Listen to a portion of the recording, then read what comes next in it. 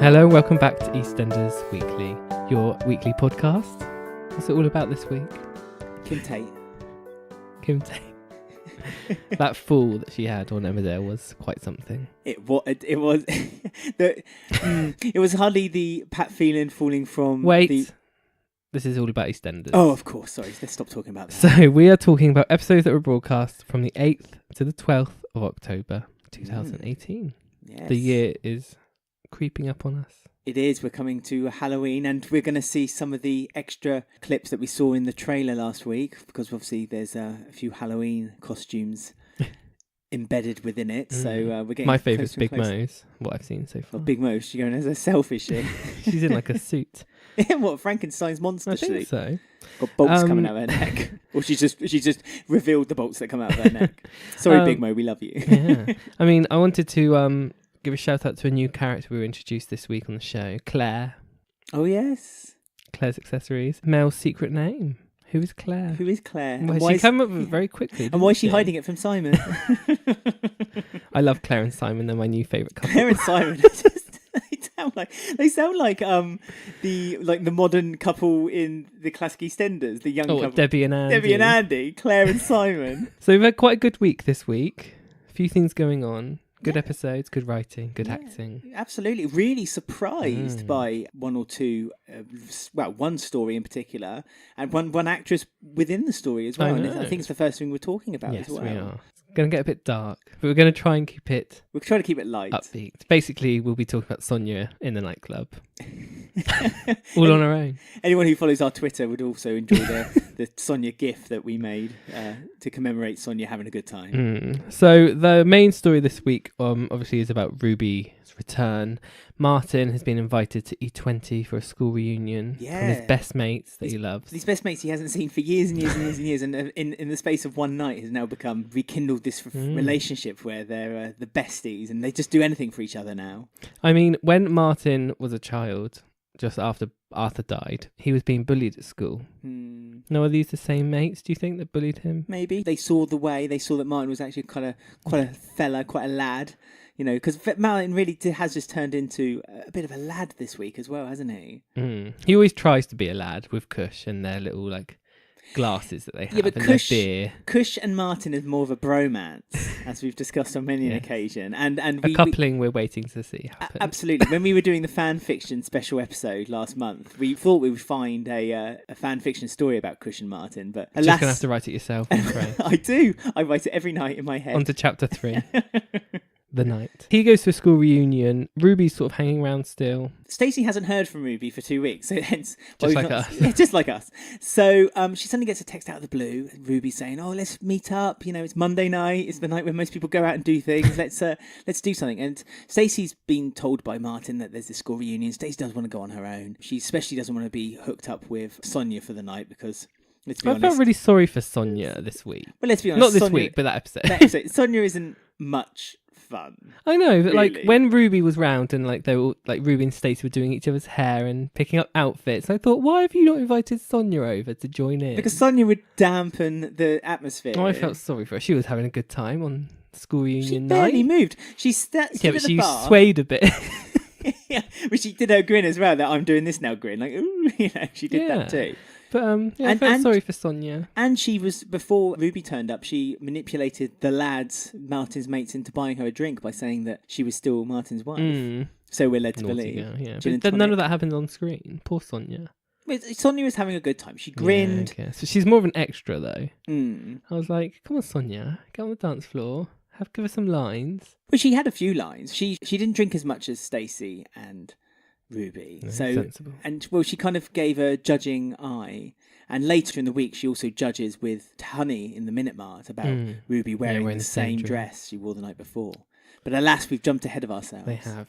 So we have them all going to E20. They've all done their hair, done their makeup. Yeah, you'd pay £70 down the high street for that. Ruby's hair looked the same. Like Stacey didn't do anything £70. Ruby's hair looked better the next morning in the Minute Mart when it was a bit looser curled. But yeah, £70 on the high street. I'm not sure, Stacey. Well, that's what Stacey charges. All she did is slightly curl it. Stacey hasn't done her mobile hairdressing business recently, has she? They need to open Blades again. They do. That can be something that Kate Oates could do. Or Sophisticates. What would Stacey's hairdressers be called? Stacey's. It'd probably just be called Stacey's. Or one of her kids. Stace on top. Oh. There we go. No more. So, she did Ruby's hair for her. They have like dresses. They're all going out. They meet Martin's mates. Yes, who seem 3 like a mates. nice group. Lads, you know. Just typical stupid lads, really, aren't they? They're kind of pointing out all the different people. Oh, remember him? You remember he was like the star athlete. He's married with 5 children now. Remember Sonia? Yeah. Remember that? She played trumpet. Yeah, she played trumpet at school in assembly. We used to laugh at her. Martin was also pretending about his career path. Martin was a bit embarrassed that he still worked in the fruit and veg store after all these years. It's been in the family line, Martin. You shouldn't be embarrassed. No, you shouldn't. It's heritage. But also we must remember that Martin did leave for a little while. Could he not have said what he did while he was away? I know. Well, he took his fruit van with him, didn't he, when he left? Oh, really? He became fruit and veg. Because when he got recast, he got back into it. The storyline was he was sleeping in the fruit and veg van, remember? It was really stupid. I remember. And Sonia was conning people out of money with Don't talk about that. Don't talk about that. Sorry. Never happened.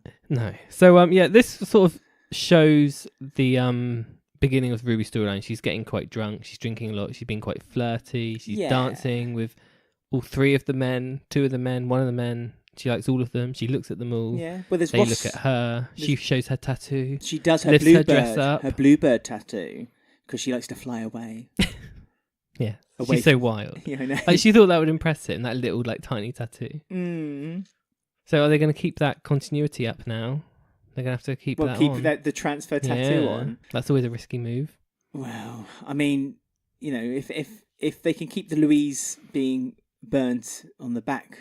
Well, that was mentioned this week. I was quite impressed with that. Well, that's true. Tiff did used mention it as a a derogatory really term, a very derogatory. Yeah. Not happy with Tiff at the moment, but that's for later. That's for another matter. So, that episode basically is just showing her having fun with the men.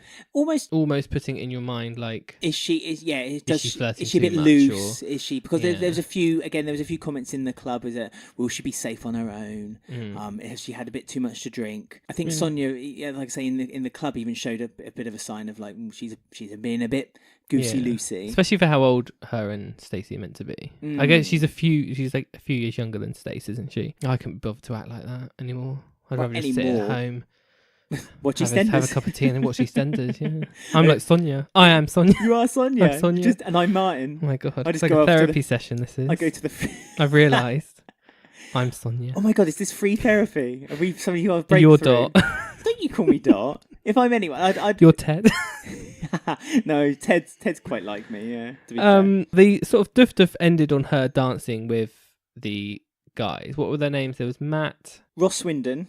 Ross Swindon's the guy who's just sold up his company, is off to fly to America. Right. And that's along the lines of the story. That is the one that Ruby hooks up with. Chose to sleep with. She's the one she likes the most of the 3. And he's the one who's leaving to America, big job and all sorts. Yeah. And then there was another guy who had like a shaved head. Oh, the guy with the shaved head was Glenn. Yeah, and he was too drunk to do anything. He was just a bit of a fool. He was flirting, but he's engaged, so he shouldn't be flirting. Again, that was commented. Is Ruby really flirting with a married guy, or engaged guy? Yeah. And it was like, well, I don't think Ruby knew at that situation. So again, it wasn't Ruby's fault. No. It was Glenn's. Glenn should have said, "Hey, hang on." Harmless flirting, anyway. So was it harmless? Well, for him, it was. We get to see.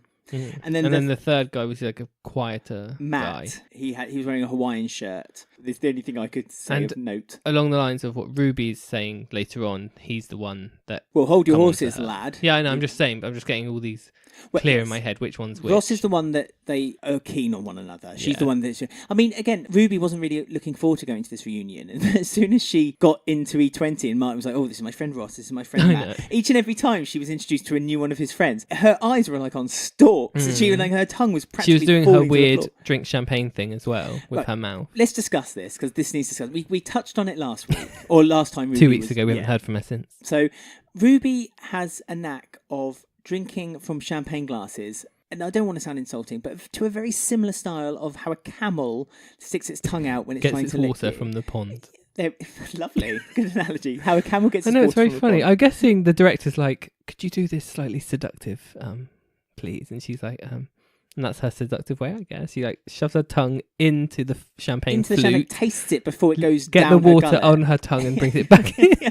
But she also puts her lips all the way around the rim of the glass. She doesn't just tap like the rim of the glass onto the bottom of her lip and then curls the top of her lip or over sip it. a bit. Yeah. It's like, She just goes full on. The next episode, which was Tuesdays, which was a single storyline episode. Yes, which EastEnders have not done in a very long time. And, has to be said, and it was at this point I thought, actually, but by the end of this episode, this isn't too bad. No, this and story, she's been very good in it, actually. Yeah. I mean, I'm still not 100% sold on the fact that Ruby keeps turning up in Wolford all of a sudden, even though she doesn't live anywhere near Wolford. Party organiser. Yeah, but she was only driving through for an event like 3 weeks ago. I thought at first that she had organised this reunion, but then she was really surprised to find out from Stacey on Monday's episode, wasn't that she? would make more sense if she was like, oh, I'm doing this event, Stace. Do you want to come with Martin and meet me there? That would make more sense of why she's in Wolford. But yeah, she keeps appearing throughout the week in Wolford still, like on the swing set. Well, on this occasion, it makes sense because she basically wants a friendly shoulder to cry on. Yeah, but surely she's made friends the past like 10 years where she lives. Yeah, but she only trusts Stacey. This again, Martin trusts these friends that he hasn't seen in years and years and years. Yeah. So why can't Ruby trust this friend she hasn't seen? Although, as we said a couple of weeks ago, perhaps they kept online contact, even though everything surprised her. No, because she didn't have her number. Anyway, let's just not look too deep into that. Let's overlook it. It's not going to rewrite itself. Let's just smudge it out of our memories. She's appearing around Wolford for reasons. This is like the night after, and she's like walking around a bit sheepish, and she does go to see Stacey eventually. She's in the same dress. Her hair's still intact from Stacey's great curling techniques. You know, £70 on the high street. You don't just throw money away. Been into the Minute March. She's bought herself some nom-noms just to freshen off her breath. Yes. Sonia and Honey have kind of looked her up and down and done the judgy. Same dress from the night before. Sonia's not done that for years. I have nothing to say.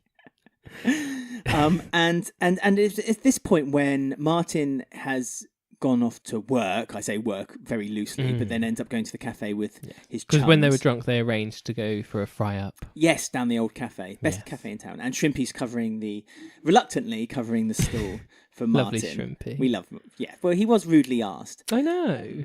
That was by Glenn. And later in the week, there was some random woman asked instead of Shrimpy, which I was quite upset about. Is that Shrimpy's sister? I don't know, but I think Shrimpy might be quite relieved that he's not getting asked every blooming time. That's true. I mean, does he make any money on his stall? Because he's looking after everyone else's stall. Well, he probably takes a cut. Or do you reckon he pockets it? Do you reckon he tells him he pockets it for himself? He pockets it for himself. He puts it in his hat, probably, like Patrick. Yeah. Do you think Patrick buys his hats from Shrimpy's stall? Or maybe. But he does. Maybe they compare. Maybe they got similar head sizes. Maybe they share hats. I reckon they both keep quite good hygiene. Oh, what? And like Patrick returns a hat one day and there's like a bottle of rum in it and he's left it there by accident. And Shrimpy's like, oh, thanks. And a £20 note. Going along this is like sort of seeing both sides to this story where they both have quite different views of what happened that night. So Ruby is confessing to Stacey. They go to the pharmacy because Stacey's got a headache. Yeah, she wants some paracetamol. They've used all the paracetamol. Something a bit stronger. She wants the morning after pill. A little bit stronger. The old man sort of looks at them and judges them because she mentions about a condom. Oh yeah, well she asks her, did she use a condom? Did the condom break? Yeah, and the old man's like, ugh. yeah. Sexual health, trying to keep yourself protected. How dare they? In my day, I would never do anything like that. Well, the elder generation are the highest carriers of STIs, so maybe he should take some advice. Do you know, I come here for the EastEnders, I leave here with the facts. Well, there you go. You're welcome. Thank you. The over 60s are the highest carriers of STIs. You're just going to repeat it. I'm just letting everyone be aware. Any listeners over 60, I do apologise for Ben's rash description of your sexual health. Well, if these scenes in the pharmacy, I thought they were really good, actually. And they were just openly talking about this stuff. And it's good, because this country is very prudish about talking about things like that. Oh, I completely agree. So I am going to stand here and say, over 60-year-olds have the highest percentage of STIs. 3 times. Lovely. If you say it 3 times, you remember it. That's what Marge Simpson told me. Oh, my goodness. I feel like a Union Jack flag should drop behind you, and we should film this for YouTube. So, I mean, that was quite a nice that was quite a good conversation, I thought. Like how they were talking about how many sexual partners they both had. You know, Stacey saying maybe you should have worn a condom. Although coming from Stacey with her 3 kids from 3 different men. take her own advice, maybe. Which Stacey does say that perhaps I'm not the best person to say it. Although we did learn that Ruby has had more sexual partners than Stacey. Almost and there was twice. that sort of over twice. Because of that, it sort of makes Ruby think, well, maybe what happened was kind of not my fault, but kind of like, oh, well, maybe I led it on. Yeah. So yeah, Stacey's 19. The sexual partners. Mm-hmm. Ruby is Max, Kush, Martin. Are you going to name them? Ryan. Criminy. And then off screen. Yeah, actually, that seems quite high for Stacey. Bradley. Well, Bradley. Anyway, this is irrelevant stuff. Basically, Ruby and Stacey kind of talk it out round the table and discuss what happened. Stacey wanted all the happened. Details, and Ruby's being a bit reluctant to say, and Stacey's like, no, come on, just tell me what happened. Yeah, well, the guys your life's really interesting, I'm boring, I want to know what happened. I wish I could be more like you. Yeah. And she's like, no, you don't want to be. While Martin's talking to the guys at the cafe, and the guys are kind of giving it was really well written, actually. The guys are giving the same story, just a different account of it, of how they thought it was going. Like, so they were saying, oh, she's not girlfriend material and stuff like that, and she wasn't really putting out the signs that she was serious about anything. So essentially, Ruby, in agreement, Ruby and Ross both said they had sex. She felt like she had to give it to Ross and Ross kind of was like, that's the one that she liked in the club, the one she liked at the club. And then she said to Stacey, when I got there, I suddenly wasn't in the mood because like it was a bit of a grotty house and the bed sheets were dirty, and she said all of a sudden I wasn't in the mood, but that happens sometimes, didn't she? Yeah, well, she said she went to Ross's bedroom to find a towel because there was no towel in the bathroom, and Ross followed her in. And Ross says that she went into the bedroom on purpose so that he could to lead her, and Ruby's like, well, I went in there for a towel, he came in, he got naked, so I couldn't really say. It wasn't like she couldn't really say no, but she just thought she just chalk it up as another experience went a bit wrong. It wasn't good. It wasn't awful. It was just it happened. There we go. The end. And afterwards, she kind of said that she felt a bit overwhelmed by the situation, had too much to drink, turned over on the bed, and passed out. And then this is where the difference is between their stories is quite extreme from one to the next. So the guys are saying that she was encouraging then for Matt, to grasp of a better term, to have a go as well with her, and she was encouraging it. She was, she was happy to do it. She was smiling, and she'd had 3 drinks all night from everyone. She'd been flirting with them all, which is why they said, oh, she's not really girlfriend material, but this is what happens. But Ruby's side is that, as you said, she's passed out, and all of a sudden she woke up and she was basically, presumably, the act had started. Yeah, and she Matt. sort of turned over and she noticed it was the other guy, not the first guy. And she said that he had kind of like a face on him, like a knowing face on him, but also a little bit not manic, but kind of just a bit like she almost like she froze. She said she froze and she couldn't really say no to him. She couldn't fight him off. She couldn't. And again, would that lead to something that perhaps she had been drugged a little bit? Perhaps? Well, there was that one line. They don't really go into that. They don't, because she was so drunk. Like she said, she passed out. It could have been anything, but she does say, "Oh, they offered me some tea." Oh, that's right. But she does. Nothing else indicates that she's been drugged. It's just what you want to take from that. They could have just offered her tea because she was too drunk. They were trying to sober up a little bit from their point of view, or from her point of view, that could have been like, or maybe there was something in that tea. But it's one of those things you don't know because none of it was shown on screen. I mean, this is the whole point of this story, isn't it? It's like the only people who knew what happened in that room on that night was Matt, Ross and Ruby, and I suppose to an extent Glenn, because Glenn throughout this also was kind of in the background, kind of smiling. They just kept saying he was so drunk, he was just not really. Well, he passed out early. He was too drunk to be part of this. Yeah, he'd been drinking earlier, which gave the impression that to them, if he wasn't, Ruby would have also been up for him to join in as well. Yeah. So yeah, it's one of those things. I mean, we kept moaning earlier about how this is too soon for Ruby to come into the show and this to be her first storyline. We don't really know Ruby or gotten to know Ruby, but I guess what they're doing this way, because they're doing it with this consent thing and these friends of Martin's are new to us, it's quite interesting that that's probably why they've chosen Ruby to do this, because we have no perception, or we don't know, oh, Ruby's definitely telling the truth, because we haven't really got to know her. So I guess that's why maybe they chose to do it like this way. Yeah, I mean, I felt genuinely quite invested in what Louisa was doing as Ruby. She's very good, actually. Really good. So surprised actually how well portrayed she did it. The writing was really good and touching and interesting. I mean, you said that perhaps the guys were a bit laddie when they're writing, and having watched it again, I have to say, actually, I think it was portrayed quite well. I think the lads being this laddie kind of because they're in a group. Because they're in a group, they're trying to off. show off, and they're trying to. I think that was written really well. I had less investment in Martin's friends than I did with Ruby, but then I think at the moment you're encouraged to perhaps take the Ruby's side of the story. Oh yeah, for sure. I'm pretty sure we all know that this is going to end up with it is Ruby telling the truth. But the way they've been writing it this week, it's still shown how it can be perceived in different ways, which I think is really good. I mean, for the rest of the week, not that we should skim over it, but to be fair, for the rest of the week, other than obviously Ruby having the confidence to go to this clinic where she handed in some evidence. Yeah, Stacey sort of convinces her to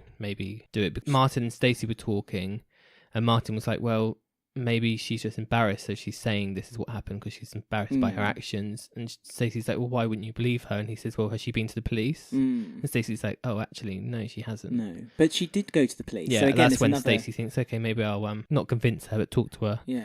She never convinced her. At no point did I feel that Stacey had, because again, it brought up between Martin and Stacey, the history was brought up of Archie and Stacey being raped by Archie, and Martin saying, well, you're only doing this because you're don't turn it about yourself. Yeah, exactly. It's retrospective of what happened to you in the past, and you never did anything about it, so now you're trying to. But I don't think that Ruby was at any point pushed by Stacey. Again, it was so well written. Stacey had at no point manipulated Ruby into thinking what she had done differently. Ruby just told the story.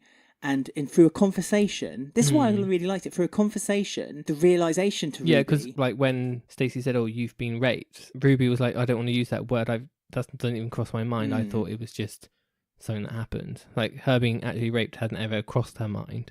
But then she goes to the clinic, and they say, "Why have you come today?" Yeah. And the first thing Ruby says is, I think I've been raped.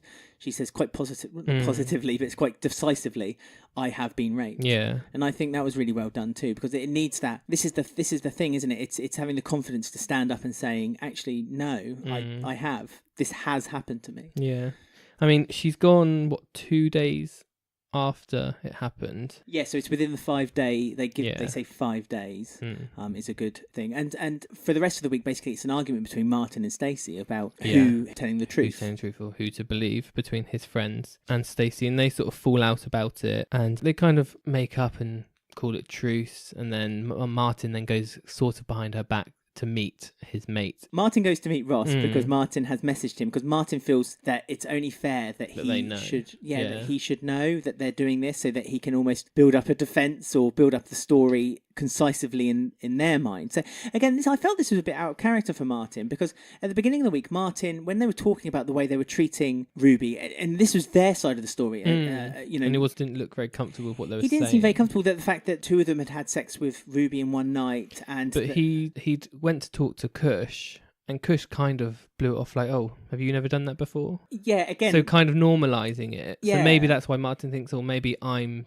just old-fashioned and not normal. Maybe it's me that's a bit old-fashioned and fuddy-duddy, whereas Kush says, oh, I've done that before. But I don't think it's being old-fashioned. I think... But that's how Martin makes himself feel, because he does question it quite a few times when he says to Martin, or maybe I'm just a bit boring when it comes to that. So I guess that's why he's now thinking, oh, maybe those mates are just, that's normal.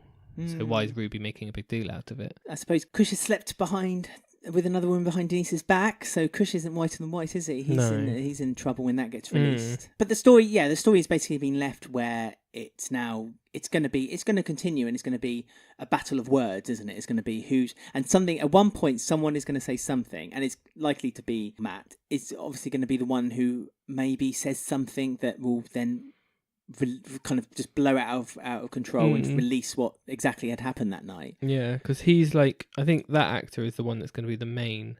I know he's not had many lines yet, but I think he's going to be the main one involved in this storyline. But he's the one he's not as laddie as the rest of them. And even when they were talking about it with Martin, he said, oh, I hope it was okay for her. Yeah. Like stuff like that. Yeah. Because he said he's a bit out of practice. So I mean, I think if Matt finds out about it, he's going to be the one who's going to be the most devastated by it too. I mean, Ross was really angry. Because as far as Matt's concerned, and his point of view, like, he hasn't done anything wrong. Well, I think he's been pushed along by Ross and Glenn to have done that on that evening. I mean, again, Matt could have said no. Matt could have said, "Oh, stop being idiots. You know, let's go and have a drink with someone else." Blah, blah, blah. But I just thought that line was interesting when he said, I hope it was okay for her as well." Like, he seems to be oblivious to what he's done So far. So, well, it's interesting to see how it unfolds. Goes out. So I've just got a few comments on Twitter. I'll just read them out. The first one is from Skylar Baker Jordan. She says, "Phew, getting caught up on EastEnders. Louisa Layton is one of Britain's most underrated actresses. So heartbreaking to see her play the morning after Ruby's rape.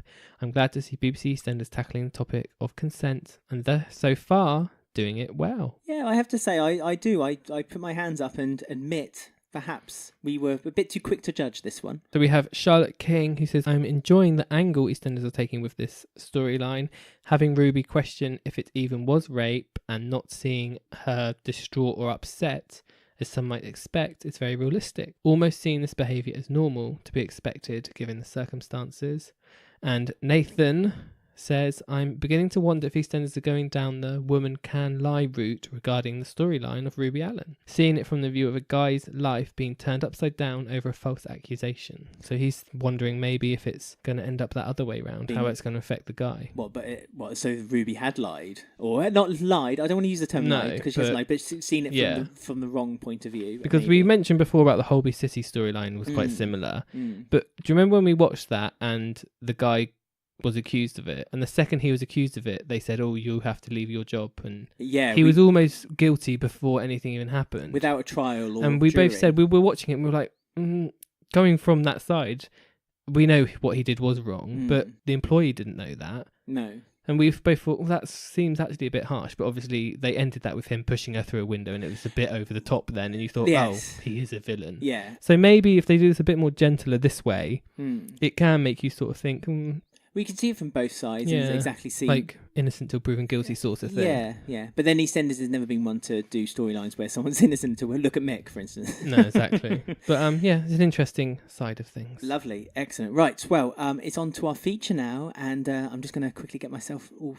suited and booted up, get my little red book, because Dr. Harold Legg, This Is Your Life.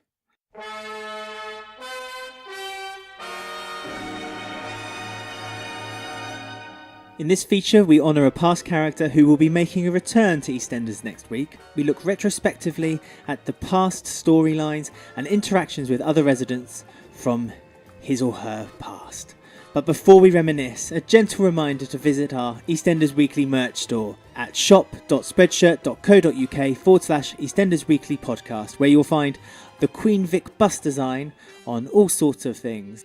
Mobile phone covers, cat pillows, as we've discovered recently. We've still yet to put up a picture of Charlie the cat on his Queen Vic bust cat pillow. The site again is shop.spreadshirt.co.uk/EastEnders Weekly podcast. Great gift idea for perhaps the festive season that's just round the corner. The C word. The C word. But back to the celebration and the return of Dr. Harold Legg. He was introduced from the very beginning by Julia Smith and Tony Holland as one of the original 23 characters. He was called to action immediately to attend to Reg Cox. Since then, he was the central linchpin as the community GP, helping with the character's woes. A trusted man, but his professional conduct came into question on more than one occasion. It did. He was always... wasn't the best doctor there, Wolford. He was the best doctor Wolford had. Because he was the only doctor that Wolford had. He was always fond to reminisce with others about the history of the square, and we're quite fond to reminisce over him, because as we said, he's returning next week for a one-off storyline with Doc Cotton. I know, it's quite exciting, an original character returning. Don't get that very often. A very original character, as I said, one of the original Day originals. one. Very beginning. But let's look back then. So for any listeners who perhaps haven't watched EastEnders from day one or aren't familiar with the character of Mr. Harold Legg, let's talk about some of the storylines that kind of made him an icon of the soap. Everyone fondly remembers him, don't they, it seems? People who do remember him fondly, I feel. I mean, like that kind man on the square. The kind man. He was in the soap for just under half the soap's life. So he's going to be remembered, depending on what period you started watching EastEnders, whether it was at the beginning in the 80s or in the 90s, because he was all the way through to the very end of the 90s. He was at least a recurring character. Yeah, you always knew his name at least. But he was like the moral compass of the square to begin with, wasn't he? Like in the first few years. Yes. Like he was almost like, if it was set 20 years earlier than it is, it would have been like the local vicar. So that's the sort of role he had. He was like the one who gave everyone, you should do this, or this is right, or you should go do that. Or So yeah, he was like the vicar, but doctor.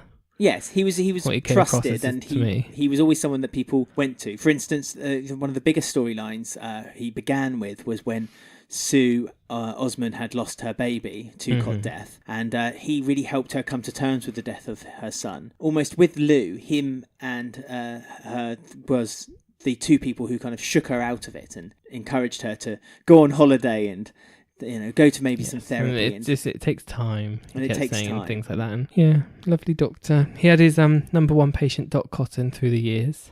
Well, Doc Cotton, who loves going to the doctor. Yes, Doc Cotton and Dr. Legg have the affiliation that she's always sick, or always believes she's sick, and obviously being the doctor, he's always the first port of call. She's a hypochondriac as old Dot, so it makes perfect sense that one, which we'll get to in a second, but when they do the storyline next week with them together, it makes sense it's them two that are having the scenes together rather than anyone else who perhaps could have been shoehorned for the story. Yeah, because his most recent times back to the square have been revolving around Dot as well, so it kind of makes sense, doesn't it? They have, but before we storm too far ahead of ourselves, let's think of also some of the storylines then that he was known for in the past. So he didn't have a lot of storylines. He was one of those characters that jumped in and out of other people's storylines. We had a few of his own, didn't he? Well, he was the first to find out about Pauline and her pregnancy right from the very beginning, which was kept a secret for a couple of weeks before it was revealed. And it was Dr. Legg that convinced Lou that perhaps, Pauline having the child, and then later on Michelle, who also had the teenage pregnancy storyline, who was trusted with Dr. Legg too, that to Lou would only really listen to the doctor for advice, and even if it was something she didn't want to hear, Dr. Legg was the one that kind of convinced her quite often. The only one who could. Yeah, sometimes with some dirty tricks as well, almost by saying, well, okay, then if you don't think that's the right thing, then Lou, then that's not the right thing. And Lou will be like, well, if the doctor doesn't think it's the right thing, then it must be the right thing. Yeah, reverse psychology of some sort. He was also called upon by Sharon when she wanted to go on the pill without her parents' permission. He wouldn't have it. Well, he said no. He discussed other contraception, which Sharon was well already wised up on.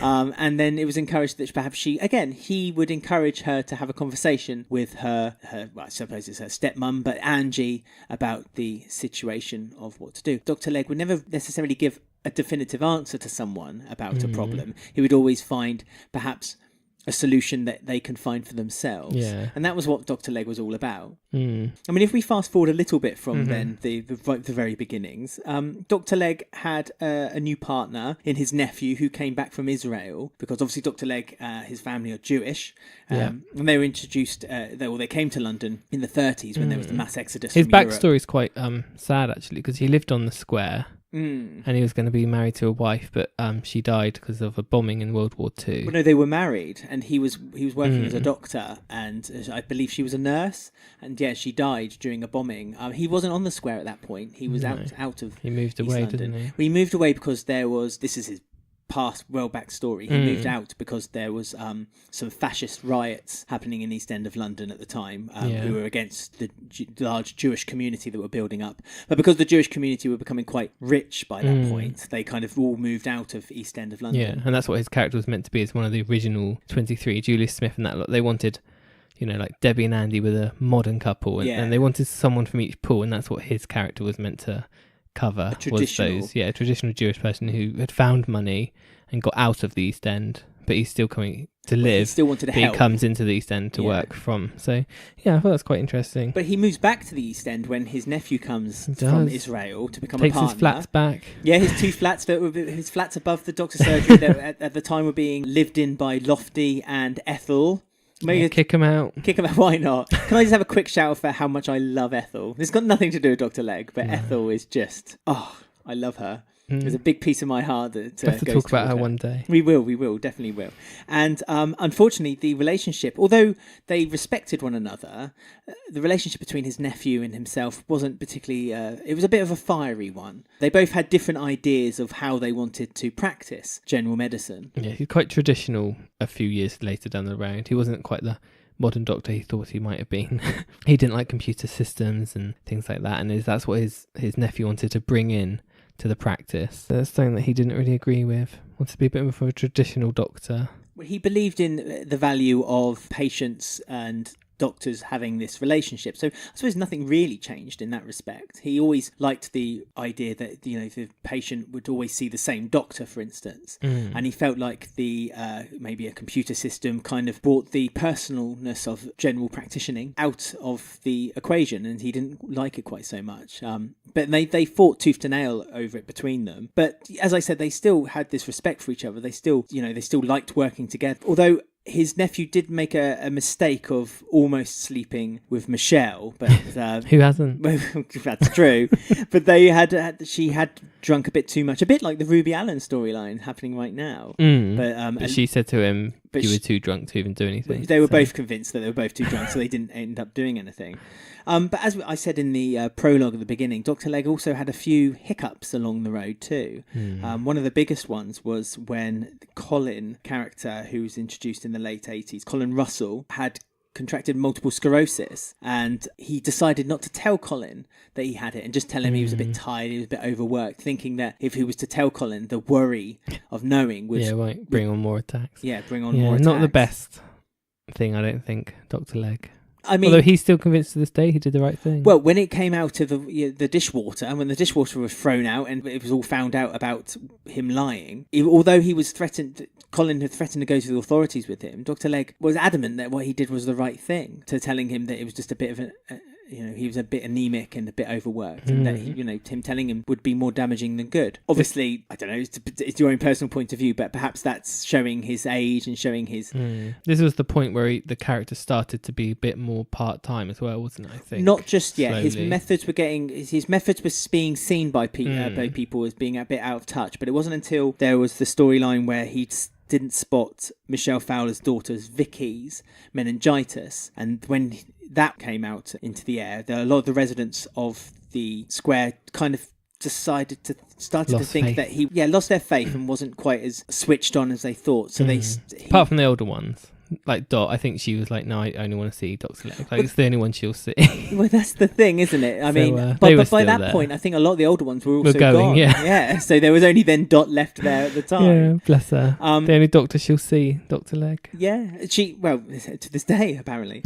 I mean, they introduced then in the mid-1989 Dr. Legg's replacement, which was a younger doctor. But a lot of the residents didn't like that. They liked the tradition of having Dr. Legg. So he came out of retirement because he retired and became...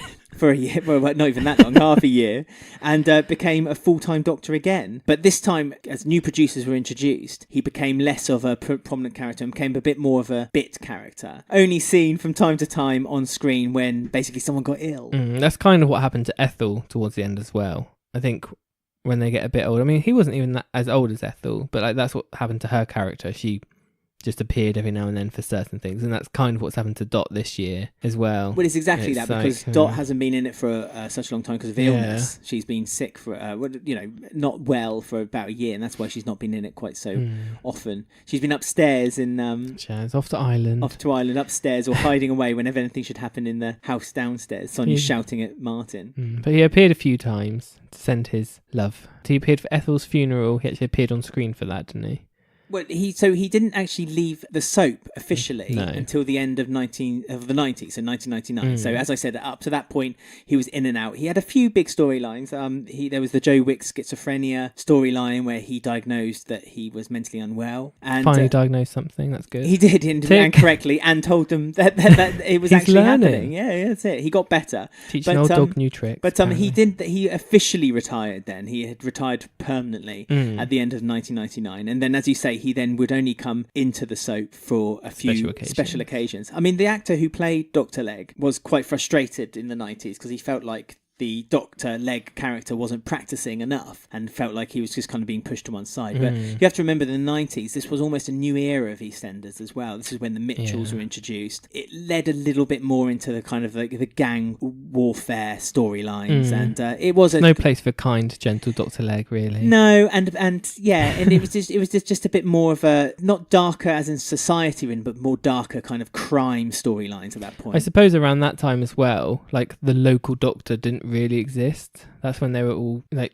you don't really have that anymore. About that time is when they were slowly. You could argue the 90s was about the time when it was the inverted commas, the privatisation of the NHS as well. So when a lot of smaller doctor surgeries where there would only be one doctor practicing kind of don't exist. And it got watered down to so that there was like a larger doctor surgery, so there's lots of doctors practicing in one space. So you're absolutely right. So I guess you could say that's partly why the culturally character correct. It was something that they got right with EastEnders. It kind of reflected. And he's not the the type of character who you could say, oh, that's fine, he can just work on the market stall. Like, he's not that type of character where you could just change his job or anything. Handing out drugs on the market stall. I suppose that's what Who wants their aspirin? Who needs their aspirin? So as you said, he came back in 2000 for Ethel's funeral. Obviously, we all know the storyline with Ethel and Dot. That's something else we'll probably discuss maybe in more depth. Maybe next week. In the brief history of Wolford. We don't know what Dot's back for yet with Dr. Legg. Well, that's true. He also came back for Mark Fowler's funeral, because obviously Mark Fowler had died of being HIV positive. Only sent flowers to Pauline's, though. Yes, he didn't bother turning up for Pauline's. There was another one as well he didn't. Oh, Frank Butcher's wedding. Flowers. He sent flowers and a message. But most notably, and the most recent that Dr. Legg has been back at the square, was when he came and saw Dot again. And you know who was in charge of that? Yes, the exact same producer, John York. Yeah. So that throws up some ideas of what might be going on with this most current meeting. But Dr. Legg came to visit Dot in 2007 because this was the storyline where Dot had seen an abandoned baby in a church and it was left there by an asylum seeker. Dot decided to take on the care of the baby, and everyone around her was saying, you're too old, you can't look after a child. And I think this was just before Dottie came about as well, because this was when Nick tried to manipulate Dot with Dottie as well, if my memory serves me correct. It was around that time though. But before any of that happened, Dr. Legg came and visited Dot for an hour special where he spoke to her and consoled her about her needing someone to look after, needing someone to care for, because she felt a bit alone as well, Dot, by this point. She felt like everyone around her was leaving her. Pauline had died, Ethel had died, and she felt like she had no friends on the square anymore. Sonia wasn't there either to mop up any messes of her falling over with a cake and a cat running around her ankles. No. Lovely Dr. Legg. I mean, so that was the last time he was seen on screen. Obviously a Dot and Dr. Legg special. So they're sort of still going with that sort of relationship this time. As you say, so it's the same producer, isn't it? John York, who was organising that. Yeah. It's been tagged as an emotional storyline. So there's a few theories running around. Have you got any ideas of why they're doing a story with them too? Wow, I can only assume one of them is on the way out. But that's it would make most sense. I imagine it will be Dr. Legg rather than Dot, but you never know. Could be a surprise exit. I mean, whenever a character is knowingly about to die, they always have scenes where they basically wrap up. They wrap up. That's it. They tell a few home truths. They talk. They talk about the past and history. There's been a few things on the trailer, like Dot says, "Oh, everyone always comes back here in the end" to him. But she visits him. This is what I find the most interesting. It's not that he went to visit her; she went to visit him. He must come onto the square though, because the promo photos were taken on the square. There are. But there must be bits where he does come home. But what if I think the story depends on who made the initial contact. If Dot made the initial contact to Dr. Legg, I think that it might be Dot on the way out. If Dr. Legg made the initial contact... Do you not think they would have announced that? No, goodness, no. They'd get ratings? No. Like Dot's last episode. I definitely don't. Well, they have announced it. They've said that there's a big story with Dr. Legg and Dot. And anyone who maybe hasn't watched the soap for a little while, even since the 80s, will have some nostalgic feelings toward a storyline with Dr. Legg and Dot Cotton. It's interesting. They're telling us much, are they? So, don't know. I mean, we can only presume it's going to be an emotional storyline, sort of means that. I mean, I do remember seeing a set photo of them appearing at a Jewish funeral. Yes. But they're both there. So whether it's his nephew, maybe? Or the nephew who his partner in Maybe the he's died? late 80s. Not sure. I just don't think I like that they're keeping it stum, and I think the only reason they would keep a story like that stum is because something big is happening. And I think if it's some family member who's died, and it's almost like John York's. This would be like his last little, a bit like how when Peggy died, that was Dominic's last. Yeah. Hurrah! Like send off to that great character. Maybe John York is trying to use this as either Dr. Legg's or Dot's thing for him. For his legacy. Yeah, for his last. Because he didn't really get that, did he, when he was a producer? No. He was a producer for a long time as well of the show, and he didn't really get his final iconic ending. So maybe he's using it as that, maybe. I think it's Dot then. With that in mind, I think it's Dot. I think this is the Dot's I wouldn't. storyline. I mean, I don't know. I'm not the biggest number one fan supporter of Dot's character. She's not like the top of my top 10 list. But it's because she hasn't done anything worthwhile for such a long time. No, but even when she was. I was never a big fan of Dot's. She's fine. She's what she is. I love June Brown, but I would prefer her character to get an on-screen send-off. Rather than something to happen like what happened to Frank, where he dies in real life off screen and then they write it in. So I think it would be nicer if this is Dot's goodbye, at least it's on screen and it's being written properly. Yes. So I would rather that than an off screen one where she passes away upstairs or something silly. Yeah, it'd be nice if it was Dot or June Brown, or even in the same breath if it was Dr. Legg. You forget he's an original character. Oh no, exactly. It'd be nice for him to have a goodbye too. I suppose you could make it could be a double. I know, but can you imagine? Maybe they go off in the sunset together or something. Will they finally become a couple? No, they'd never be a couple because it's always a friendship. Dr. Legg had never remarried, as we said earlier. He's flirted slightly, but didn't really know how to do that with the social on the worker. classic Eastenders. Yeah. But he never remarried, and I don't think he ever would because his one true love was that nurse. Yes. That he fell in love with. But I don't know. I think you're right, and it has to be a proper good end, a proper big ending. I am looking forward to it, and it's sort of come at the right time because they've been showing classic EastEnders on the other channel. So I guess quite a few people know Dr. Legg now. So it's come at a good time. I am looking forward to it, seeing Dot back finally. Well, it's nice to see her doing something other than arranging flowers in the church. I am looking forward to seeing what happens. Yes, we will find out next week, and we'll be talking about it. So that was basically Dr. Legg's This Is Your Life.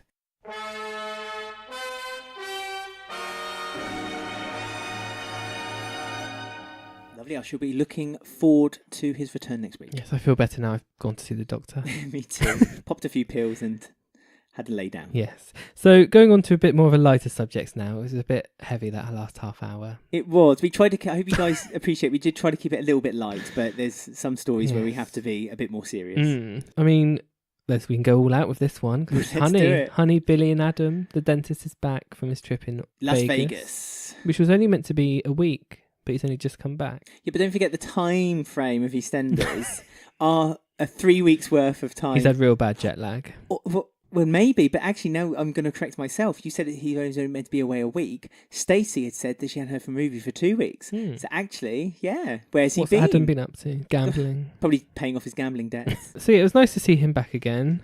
See Honey be a bit more happy. Yeah. Until Billy tries to ruin it. Bully is the right word because Billy did bully this week. And acted so childish. I don't feel sorry for Billy at all. Nope, got no remorse for him. I don't know if they're trying to make us. Are we meant to be on Billy's side?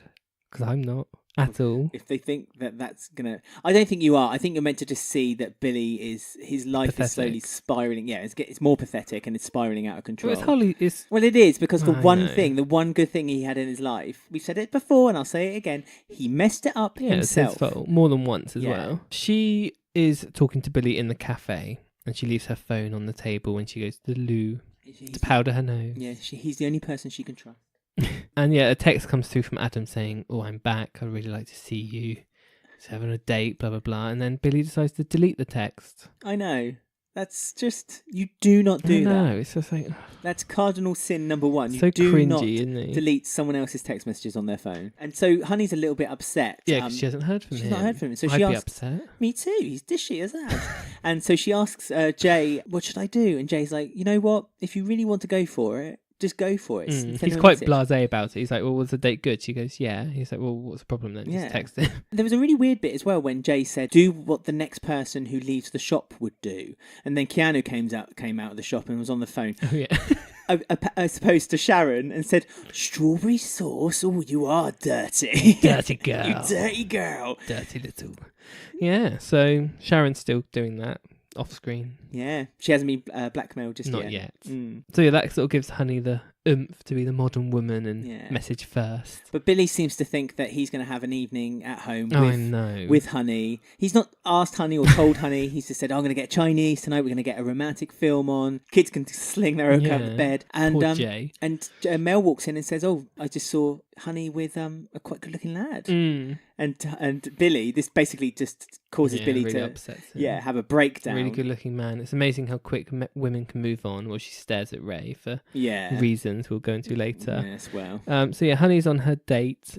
I mean, was Honey in the house on her date? Because Billy put on pink earmuffs so he could muff out the sound of what they were doing.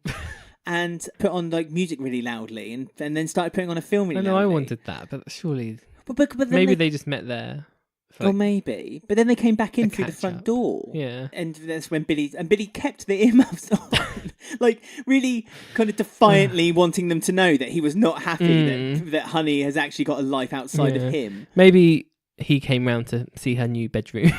And then they went out to her new bed have sheets. a meal and then come back again. And he bought her a present from Vegas. Yes, but the next day he gives her a wrapped present. And she we've got to say, Honey says, "Billy, I'm going to change my pin on my phone." Yeah. It's like, you tell him, Honey. And he sat on the sofa looking all stupid. But he got people because A, he got caught out. B, he was just basically shown to be the small man that he actually is. And C, Billy Mitchell is just a prat. I mean, like, it's always been a running joke that Billy Mitchell gets bullied by all the Mitchells. I know, but he's been on the show, like, he's one of the longest serving cast members now. Do you not think it's about time he had a bit of character development? He did have quite good character. When he worked in the funeral place, he did grow a bit and become a bit more mature. But he was in charge of things. Yeah, it gave him a central point for people to go to, didn't it? It's that thing that John York seems to have, he's done it to Ian. He's like reverted them back sort of 10 years. And it's like, I'm so bored of Billy. I preferred him when he had his career and his path and stuff. So maybe John York gets more excited at producing new stories, new characters, rather than reaping up old characters or developing, I don't know. He just seems to be going back to when he was in the 90s, like Mel and Ruby, and making Ian a bumbling idiot businessman. The Slater, It's like most of it's worked, but Ian and Billy is just a bit like, I like characters to move forward. And he also kind of did that to Stacey when she slept with Max, and it sort of brought her character back a few years of her character growth again. But and they quickly scrambled to bring her back with Martin, didn't they? Yeah, and you're right. It's just like, I'm bored of Billy being this idiot, and there's no Mitchells around him anymore, like Ronnie or Roxy or Phil to sort of whip him in line and stuff. The Mitchells have all but gone. Yeah, really. Just Sharon and Louise. But Sharon's not a true Mitchell. And Keanu. Sharon's soon to be a tailor. I was going to say Sharon's a tailor in my eyes. So I'm a bit like meh with Billy. I'm hoping that him and Honey don't get back together. No, but he's tried to, with the present he Adam had bought Honey. He tried to manipulate the situation a little bit, didn't he? By kind of saying, well, Adam might think or want you to aspire to be this, that and the other. But to me, Honey, you'll always be perfect, the perfect girl for me. Yeah. And in a way, I would not be that pleased that Billy thinks that I'm level or just slightly better than him. I'd want to be quite high above him. You're right about Billy, though. But what can you do with Billy? I mean, we had this debate with Honey a few months ago. We said, what can you, before Adam came along? Try and move him on a bit. But what can you do with him? Because you can't really do the lad dynamic with Jay. Jay's got no one of his age anymore. I know, and that's they're kind an of issue. But they're trying to chain him up with Billy. And it's like, no, that doesn't work. Not a double act. No, I know. The only thing Billy has is Lola and Lola's baby still. I suppose they could maybe bring her back and give him some purpose to live in Jay's flat, because Jay and Lola had a thing. Oh, right. Something like that, maybe. But yeah, I'm not sure what to do. Becomes Jay's. What to do with a problem with Billy. I don't want him and Honey getting back together, because Honey's so much better without him. She's stronger. How do you solve a problem like Billy? Exactly. We just don't know. Send us your answers in the post. Tweet us at Eastenders Weekly. Go on. Tell us what to do about Billy. Tell us what we're going to do about Billy. So yeah, he bought an art book, which makes Honey question whether she's clever enough and sophisticated enough for Adam. She's already had this issue before when she went on a date in the posh restaurant. Yes. And he sort of said, oh no, I'm happy here But he dumbed it. Yeah, I don't want to use the term "dumbed it down," but he kind of reeled it in a little bit. It made it more casual. So he got like some knife and forks and put it on this like table, which is obviously meant to be the bar. And this is when Billy's like, "Oh, this is another chance for me to get honey," and he's all acting all cocky. And that's what I mean. He manipulated the situation. And that's when Adam comes in and says, "Oh, it was actually the wrong present. That was meant to be for my secretary." Yeah, I've got you a makeup book. Yeah, I know, a makeup book. I find that more insulting. Like, imagine if he said, "Oh, this is your present," and it's one of those like girls' worlds heads. I have this to is say, for you, honey. No, if I had a girls' world head, I would be quite pleased with that. That sounds like fun. But yeah, makeup book. It makes sense. It makes sense because she likes fashion. Yeah. She always reads fashion magazines or bride magazines with Rainey. She likes that kind of stuff. But forgot about Rainey and Max. I know. Coming up to baby Abby's first birthday soon. And she's still in limbo. Oh, there's a little while yet. Not long though. By the way they're going with this storyline. No, we got time. Forever. We got time. Who is baby Abby being looked after? Council? Cora? I don't know. Cora did have her. It was Cora, isn't it? It must be Cora. But ridiculous. I mean, surely if Cora's had her this long now and looked after her quite successfully, you might as well just have her. She'll be a teenager soon. just palm her off. She'll be moving out soon. Yeah. So Billy's basically shown his true colours and they're pretty white, and he's just basically made himself look like a fool once again around Honey. What we're used to. Adam and Honey can continue to be happy. She can get her good teeth. It's all good. Oh, that's true. Do you reckon there's a dark secret to Adam? I feel like something's coming. I'm not sure. I think there's enough dark secrets at the moment. I don't think anyone else can just have a normal person. I mean, he was introduced. No more lies. He was introduced as he was adopted by the Ashards, wasn't he? Yes. And they're a lovely family. Again, a family that's not utilised enough. Very strange. Being brought indeed. in to then not have a story. Not to be used. It's really odd. Ted and Joyce. Ted and Joyce. But they've been used even less, which is, we would have thought that would have been impossible. But clearly it is not. But yeah, Joyce lives on in our hearts. We should do a Cabbage Patch. Aww. I mean, a joint got dropped on her later in the week. It was in her tears.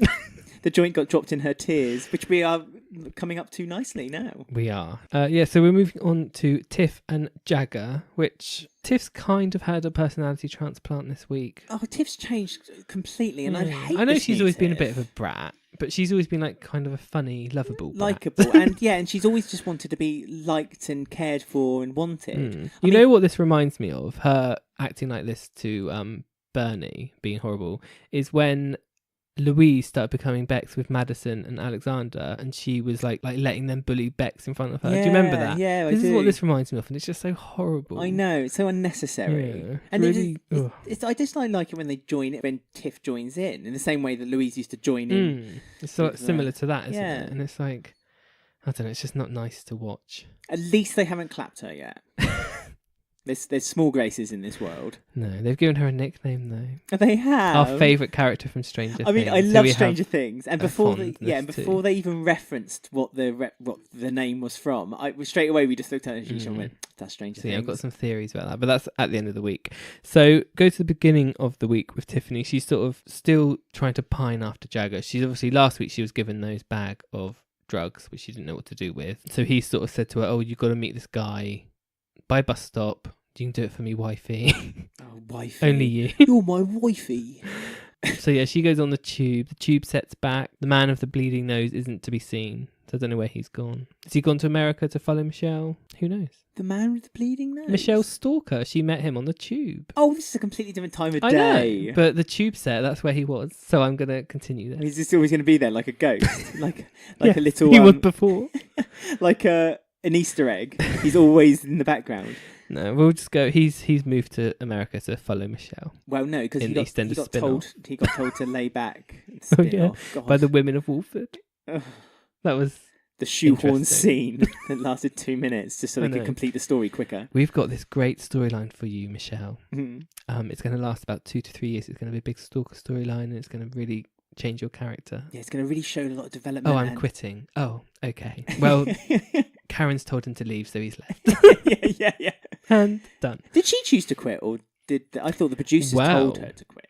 No. Oh, no, apparently, she said recently, her agent said, or she said, that she got her agent to fight her out of the contract because she wanted to leave. So she was due to stay on. I think she saw the path that it was heading. Don't know, yeah. She wasn't really used, was she, Michelle? But she was meant to be used more, but they kind of used her less and less because she just wasn't doing anything. She wasn't, not that, she just didn't seem to Wasn't be... doing anything for viewers. Yeah, there we go. That's nicely put. I think Michelle's... The moment you knew Michelle wasn't really that liked or wasn't going to be used that often was the fact on the Easter, when they had the Easter meal, and even though she lived in the house, she was asked to leave for the dinner.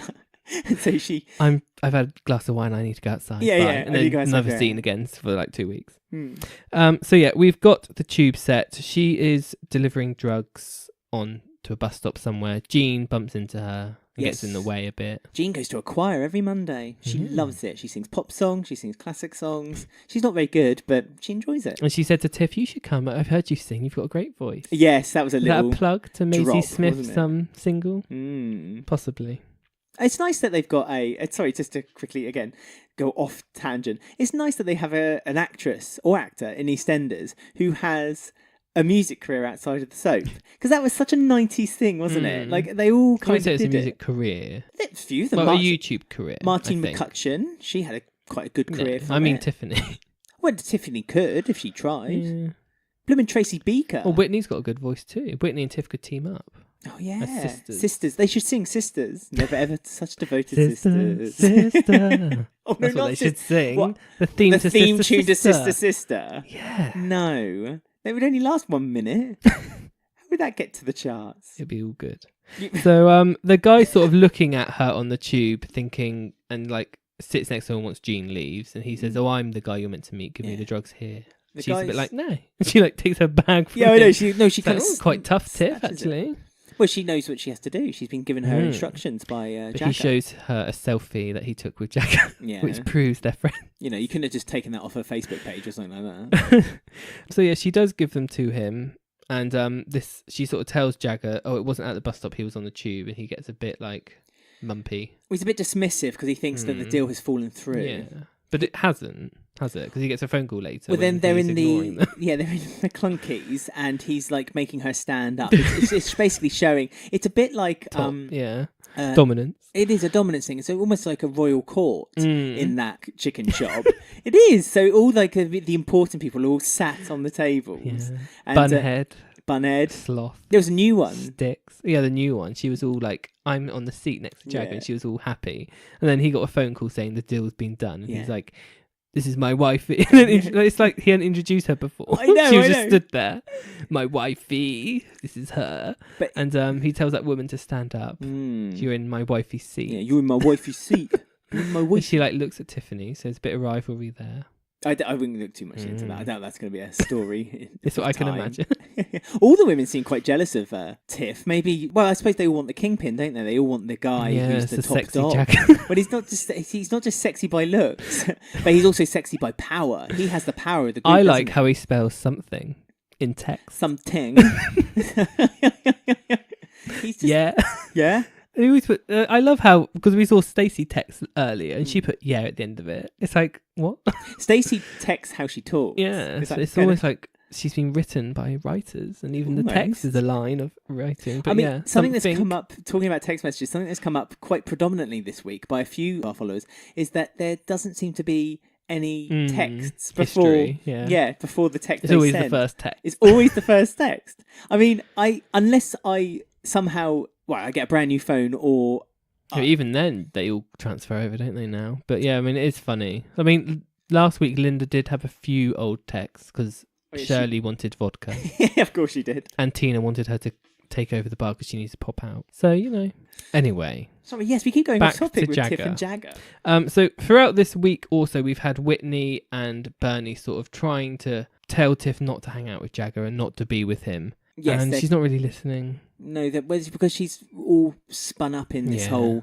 I think she likes being in this kind of gang atmosphere. Being a wifey. She likes things bought for her. Someone paying her full attention on Tiff. Well, he's only ever bought her that necklace and a can of soft and a drink. Phone when he was first in it like 2 months ago. He never bought her that. Yeah, but he let her borrow it so they could secretly text each other. So yeah, Bernie is all like, just leave Jagger, he's a waste of space for you. He hears her say that and sits next to his wifey. Wifey? Although I must say, Tiffany's hair was really frizzy when she had it straightened in the cafe. So it's all the grease. Frizzies. Well, it's all the grease in the cafe. Kathy was not there either. I know, I miss Kathy. I know. Give her a storyline. other than mothering her son. Well, watch out for our extra edition of EastEnders this month. Oh yes, there may be a possible Kathy story. Yes, that's this week. That's this week, isn't it? It is. Keep an ear out for that. Yeah, secrets. So yeah, we then basically have scenes of Tiffany being mean to Bernie, or then apologising, and then wanting her to hang out with her and stuff. Bernie trying to cover for her and things like that. Yeah, Bernie's trying to stay in the group so she can keep an eye on Tiff because Whitney's asked her to do that. But basically, at this point, Bernie's got the nickname of Barb. Yeah, Barb. Yes. The boring, frumpy friend from Stranger Things who got eaten by a tree. That's what Tiffany says. Which isn't true. She wasn't eaten by a tree. She was eaten by a demon. Yeah, but you go into there through a tree. I don't know. True. I suppose, yes. They don't have that much time to explain the storyline of Stranger Things in one scene. I know, but I love Stranger Things. I'm quite upset that Bernie's not watched it. Don't have Netflix. So the gang are sort of pressuring Barb/Bernie to smoke a joint. A doobie. But they don't pressure Tiff because she's already proven herself in the ring by selling drugs. A seat. yeah, that's right. She's gotten a seat in McCluckley's in Parliament. And yeah, Bernie doesn't really want to do it, but she does it, and then she coughs, and then she drops it in a puddle onto Joyce's ashes. Joyce's tears. We've discussed this. I'm amazed that Ted's not in the back in the shed telling all these lot to move on. I know. I was a bit surprised that because Ted and Patrick are always at the blooming allotment. No, Jagger's taken over the allotment. They're getting very upset by their £10 spliff being ruined. Yes, someone on Twitter said that for all the drugs that he must sell, surely £10, which is probably what was the amount that's in that joint. I thought it was interesting when Tiff was talking to Jagger and she said, "Are you a drug dealer?" No. What makes you think that? Yeah, those drugs that you made me sell. He's like, "Oh no, I just did it to friends. I was just making a bit of money so I can save up to buy a club." Clearly not true. Yeah, buy a club. No, not just buy a club and buy you nice things. My wifey. My wifey. I think we should title this episode "Wifey." My wifey.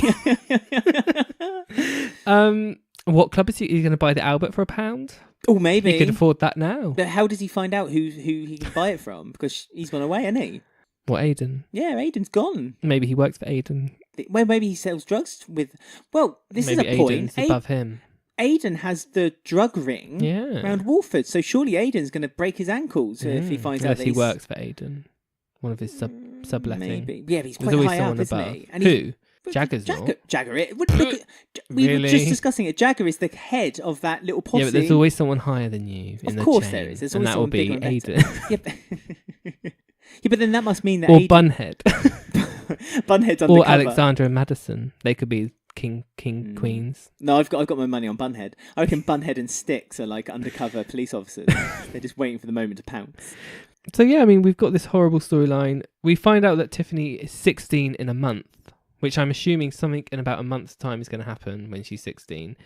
We don't really know what Jagger's long-term plan is for Tiffany. Well, 16 is the legal age of consent. Exactly. And they must have mentioned that for a reason. So I'm assuming in a few weeks, this storyline's going to get a bit darker or something's going to happen. She's going to cut all her ties with Bernie and lie to Whitney and things like that. This is what Jagger's doing, isn't it? Jagger's deliberately kind of planting seeds in Tiff's head that, you don't want to deal with Bernie. You don't, Whitney, your sister. Oh, also, I was going to say my theory on why they've called her Barb. Barb dies in Stranger Things. And then her friend who ignored her regrets it. Just like Tiffany could. Oh, so I don't think... And Jagger and Styx said they had big plans for Bernie to get rid of her. What are they going to do? They can't kill Bernie. So, yeah, they're going to do something to Bernie, and they're calling her Barb for... Are they foreshadowing something? You think there's a little clue? Yeah, maybe. That's interesting. I hope they don't kill No, that'd Bernie. Be really horrible. Well, it would be really sick, really, if you about it. But yeah, they're going to do something to her, so we'll have to see what They might hurt her. They might hospitalise her or something. Have to wait and see. And he's obviously got big plans for Tiffany, but we're assuming some sort of grooming storyline. This is where we think. But whether he's doing that to all those other girls, the girl who had the seat before, whether he's doing it to all those girls as well, or they go down the pecking order. So he might end up with another girl he starts flirting with, and then so Tiff becomes that girl who she has to give up the seat for. Yeah, something like that. Yeah. I mean, this has happened with Whitney, hasn't it? So we know that Whitney had, when she was first introduced, was groomed. Yeah. So it makes sense that they're doing some kind of parallel story together. It's sort of going down the family. So it never sort of leaves the Jackson family, does it? No. But yeah, we'll see. I mean, it's quite interesting. It's quite nice. I just don't like how horrible Tiffany is being. to Bernie. No, absolutely. but In fact, there's a really good tweet about there is. I've got a few tweets here. So I've got one from the Mother of Dragons who says, I really hope something bad happens to Tiff and teaches her a lesson about hanging out with those thugs and choosing them over a friend that's always had your back. A bit like Barb. Yes. I've also remembered that Barb had something coming out of her mouth, didn't she, when they found her on the other side? So maybe that's what they're going to do. So we have Emma who says, don't like that girl Tiff. Just because you get with a boy, you don't ditch your mates. Yeah. And Lee says, Bernie's an intelligent person and far too good for the likes of Tiff and her motley crew. Bernie needs to offload. Being a good mate is one thing. Being treated like bleep is quite another. So yeah, Bernie, I mean, she's quite a strong-willed woman. Bernie can just rise above it. Oh, Bernie can big time rise above it. It's Tiff who's basically going to find herself damaged by the end of all this, I feel. It is. Right, so we're just going to pop off and play some interrogation. And we'll see how you do. Jack back, is he?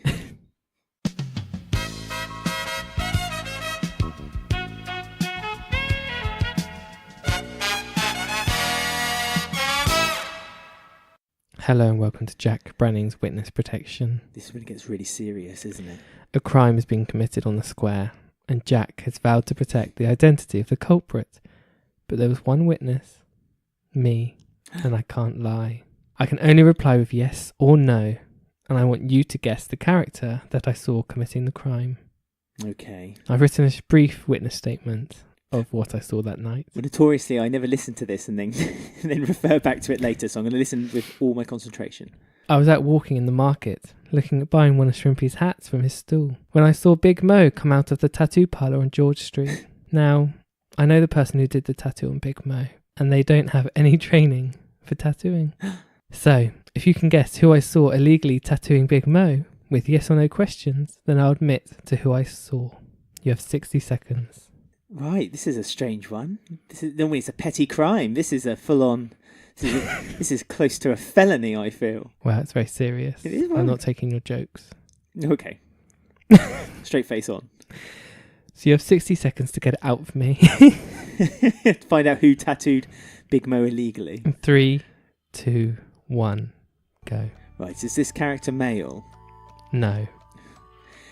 Does this character earn money other than tattooing? Yes.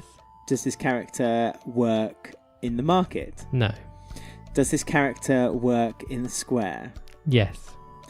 Does this character work for someone else? Or yes. Does this character have links to the Mitchell family? No. Does this character have links with Yolandi's family? No.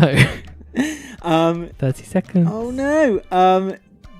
She works for someone else? Maybe what she looks like. I don't know. Okay, does this character have blonde hair? No. Does this character dress well? Does she always dress quite smartly? Yes. Ish. Is she young? 10 seconds. Is she young? No. Oh, I'm just going to go for it. Is this character Dot Branning? No. Oh. Out of time. Oh.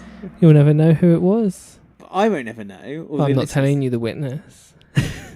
No, who I saw tattooing Big Mo was Rainey Branning, Max's wife. Oh.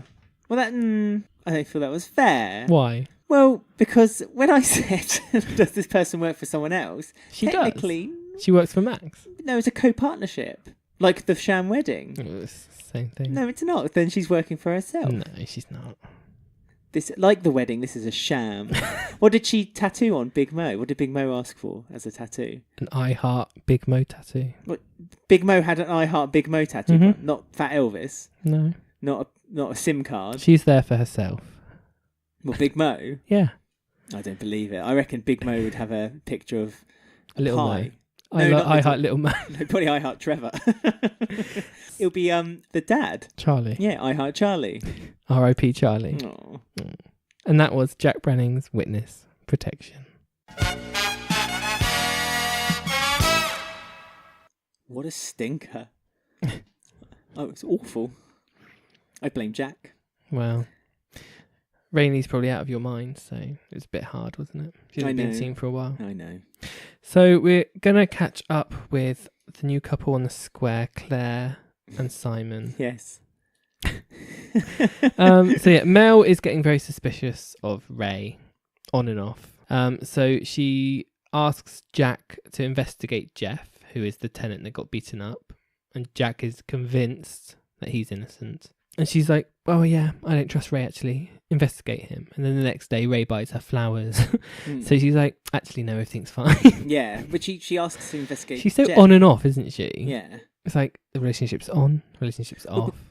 He says sorry. Oh, that's fine. We're back on again. But nothing really comes up on Jeff's investigation from Jack. Yeah, which leads Jack to think that makes Ray even more of a... well, he's innocent. That must make Ray's... more of a God criminal. knows what. It's Yeah, ridiculous. more criminalised. So Mel, on one of the parts when Mel was off with Ray, that's when we talked about earlier when Billy's in the pub and she's like, well, it's amazing how quick women can find new men. And she sort of says it in front of Ray to try and upset him. And he gets a phone call, like a panicked phone call saying, where is he? Okay, I'll come. Matthews. Okay, I'll come straight away. And runs off. It was a bit weird the way he just dropped that name in. Yeah, very handy. Yeah. And Sonia as well.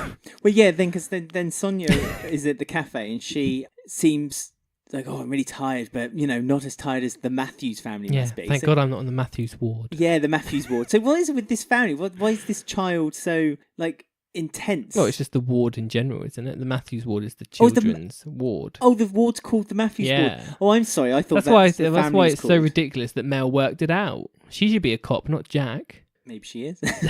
Maybe Claire is. Claire's a cop. Claire's a cop. Claire can be whatever she wants to be. Somehow she puts this all together and thinks, well, Ray must be at Matthews ward in the hospital. And she goes there and she sees that he's there with a woman and a child. Yes, his secret family. His second, I say his second wife. It's his wife. Might be his first family. We don't really know which way round it is at the moment. We don't know, but whether we know that they've been together for 6 years total. They were together for 2, and then he married her 4 years ago. Maddie is her name, is the wife. Because Mel gets talking to her because she sneaks into the hospital and...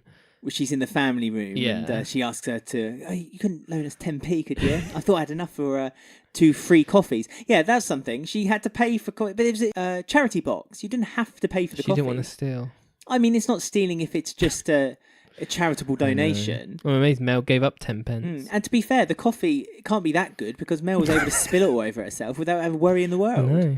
She was just crumping Iced coffee. Iced coffee. Oh, that's the NHS going up in the world. In a paper cup. So she was chatting to her and she sort of went in thinking, I'm going to hate you, I think. But when she got talking to her and it actually turns out you're in the same situation as me, you're just as clueless, I think. She's being scorned and by... And actually quite a nice lady. She's quite nice. She's not normal. done anything wrong. She doesn't know that Ray/Simon is Ray/Simon, so it's not her fault. So I thought that was interesting because obviously Mel, being hothead she is, went in there wanting to dig information and probably wanting to hate this woman, but she's actually quite nice and her son's ill, so I don't think she can really feel that she can be mean to her, but she gets quite a bit of information out of her about Simon, her husband, like you said. Sorry to go back on the point, but I don't think Mel has any right to be angry at Maddie. It's not Maddie's fault at all. I know, but just getting all that information at once probably made Mel think, right, I'm going to get her. She's got my guy. But it turns out actually he's the baddie, not the 2 women, which is nice because normally on these sort of soaps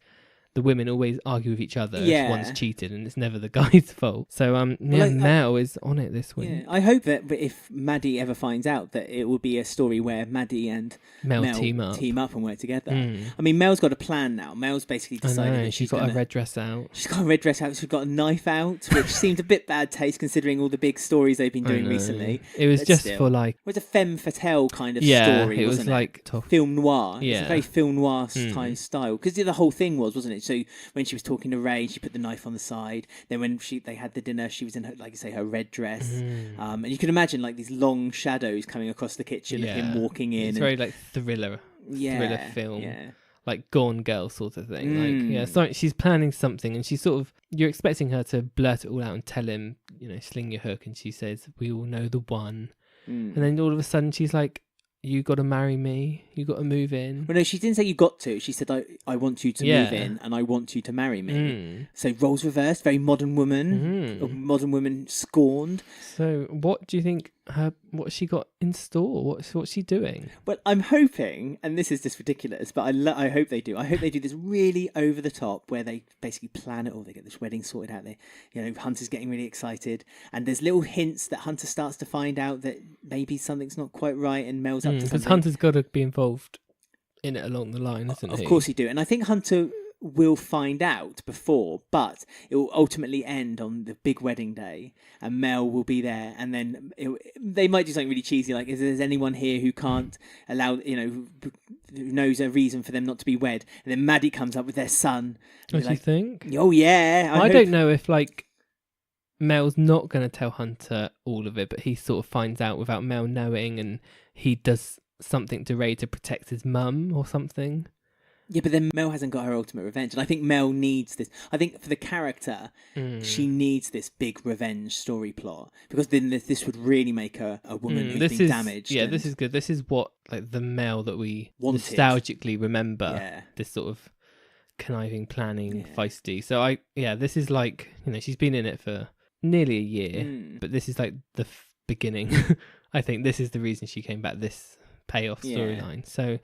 yeah, it's going to be interesting what she has planned for him, why she wants to be married to him. Happy to tolerate the stuff with Jack if it means that she's going to have this really great crescendo of a story at the end. I hope with Jack Ray. Doesn't end up saving, swinging in and saving. I've got a horrible feeling that it'll be because unless Ray kills Jack, which I'm open to. Yeah, we're happy with that. I mean, I know that ultimately Jack will be involved, and ultimately it'll probably be thanks to Jack that everything's okay. So, Ray will kind of maybe go up to Mel and start trying to shake her or grab her, and then Jack will come along and punch him in the face and be like, "Yay for Jack!" Because Jack can't go into any situation without it being about him in some way, form. I mean, if they want to make Ray seem an actual dangerous person, maybe he does need to get rid of Jack as part of the storyline. Maybe. See, it's not been explained yet how Ray knows all this information about a lot of people on the square. Yeah. And it's also not really been explained, what his capacity was in the Met. I mean, when Jack gave Mel the paperwork, Ray was watching from a car, and he was almost watching them knowingly. So do you reckon that he kind of knew what Jack was looking into? Maybe. Because obviously Jack's connections all over the place, doesn't he? Yeah, so Ray might have more connections or better connections than what Maybe Jack that's has. why Jack's connection said, there's no history. Maybe Ray told the person, give him a blank. Yeah, give him a blank statement. It is interesting. I liked this Mel, this vixen. I know, finally, we got good Mel back. Finally. Rather than stupid, soppy... Last time she wore that red dress was when she seduced Phil. Oh, good. Well, yeah. With her legs. And that was, to be fair, that was the last time when she showed again a bit of strength against a man. Yeah, For some reason, good. whenever it's Jack, she just turns into this big jelly, and she's just ridiculous. It's fine. Ray can kill Jack as part of the future storyline to make him a real villain to be scared of. He needs to do something like that. He's beaten up Jeff, but he's not quite that terrifying villain yet. He almost had a fight with Jack, but he stopped because the kids walked in. I know. Stupid Amy. He could have definitely taken Jack. I mean, a wet paper sack could have taken Jack, to be fair. Although he's got his new muscles in his vest now. So he likes showing them off, doesn't he, while he's being drunk on whiskey. So we've got a few tweets just quickly. One from Paul, which says, Mel wearing a red dress, holding a knife, playing the scorned woman is beyond iconic. This is the content we deserve. I need her to do Dr. Foster and get her revenge. Yes. Ryan says, Mel is playing the game back with Ray/Simon. She's going to use her evil games to mess him up now. And TV Green says, just as I was getting bored of Mel's comeback, they have just found the right direction for her. So yes, it's all looking good. Dr. Foster is a good reference. Yeah. Anyone who's outside the UK, I'm sure they must have shown it outside the UK. It's a really, really good drama. It's worth looking up. That's probably what they're going towards for Mel. Feisty Mel. Well, that's the week all wrapped up. I mean, we had to cut a few of those sections short because of time, but I hope you guys got a lot of it out of it that we tried to pour. We'll do an extended edition DVD for Christmas. with commentary. So, as always, we end the week with the poll of the week, which starts every Monday while EastEnders is being broadcast in the UK on Twitter. And this week's question was, Kate Oates started this month as Senior Executive Producer for EastEnders. What do you see she needs to do first? The 4 options we handed out was rebuild the Beals, culling of some old favourites, new owners of the Vic, or a Holby/Casualty crossover. Because she's in charge of all three. Because we must remember she's senior executive producer of all three, Holby, Casualty, and EastEnders. Just a lot of people think that she's going to put a lot more time into EastEnders because that's seen as the one that needs the plaster, the biggest pudding over the wound. It is. It's the BBC's love child. So, who do you think won? Do you want to have a quick guess? Rebuild the Bills. See, I thought a lot of people would go for that, but when it came second. Oh. So the most popular option, which surprised me, I must say, from reading tweets in the Holby, past, is it? No, oh, good. was that people were hoping for some new owners of the Vic. 45%. So it's because we've been quite carted out. Oh, carted out. I know. Carted out. I loved it.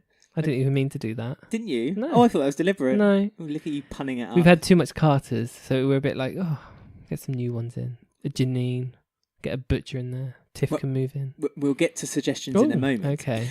Second place was Rebuild the Bills at 34%. Third was Culling Some Old Favourites at 14%. And fourth was Holby Casualty Crossover at 7%. Thank you to everyone who voted. That was a really popular vote, actually. So we had a lot of people chipping in their 2 cents. We had a few tweets and suggestions also. At AuntBabe_Vic has simply put, Aunt Babe. Wow. Hashtag I curse you. We do love Aunt Babe. She was wrongly axed by Sean O'Connor. I completely agree. But luckily not killed, so she could always make a return. Yeah. At WCW Lion says, bring back Zainab and Janine. Oh, that's an odd coupling. Two characters. Zainab won't come back. No. The actress won't. She's busy doing other Janine can. ventures. Oh, definitely. At J Wallace Fan 18 says, new owners of the Vic. At Danny GR33819955, you can only do numbers like that as a robot. Bring back Janine Butcher, get Mick and Linda out of the Queen Vic, and let Kat be landlady again. Bring in a new family and strong new characters. Give big storylines to Sharon, Stacey, Kat, Janine, and Mel. Big dramatic stories. Whodunits to get people talking again and back to number one. I mean, it says it all, doesn't it? He says it all, and really nicely and concisely. So thank you for that, Danny. All good. At Daily Parker Boy says, bring in Mary's baby Annie. I'm doing it for the money. Yes. She will be in her early 30s now and ditch all this silly Carter storylines. They haven't had anything decent all year, just stories you want to end quickly. Oh, and Evil Dottie should make a return. She'll be 18 and could be the new Janine. We talked about Evil Dottie before. We have. And I would love for her to make a return. They should bring back Punk Mary and Annie could be like... Either Annie would be posh and not like her mum because she's still punky, or Punk Mary's grown up and she's like matured and her daughter's acting like she used to act. Oh, right. She needs the money. Don't do it, Annie. I'm doing it for Annie. I've got a registered babysitter now. Sorry, again, we're doing references to... probably a lot of the audience won't get.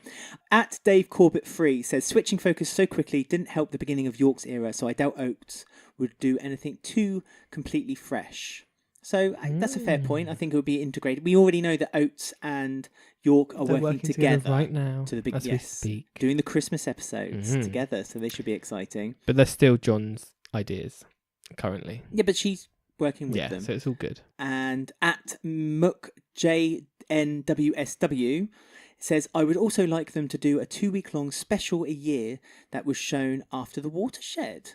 I think that's where Kate Oates needs her space to be, and she would do this the best. I mean, again, we've talked about them doing late night ones or special later episodes, and there's been a bit of a debate that soaps in general are getting a bit gory. Yeah, a lot of people seem to moan, but a lot of people watch on catch up, so we're doing a later one really change things. But you want to make it appointment TV. That's the thing with soaps. It's the point of that. Even though a lot of it is watching catch up nowadays, it's nice to make it an appointment viewing as well. It all stinks a bit of Hollyoaks Later to me, but we'll see. You liked Hollyoaks Later. Yeah, when I was like 15. Okay.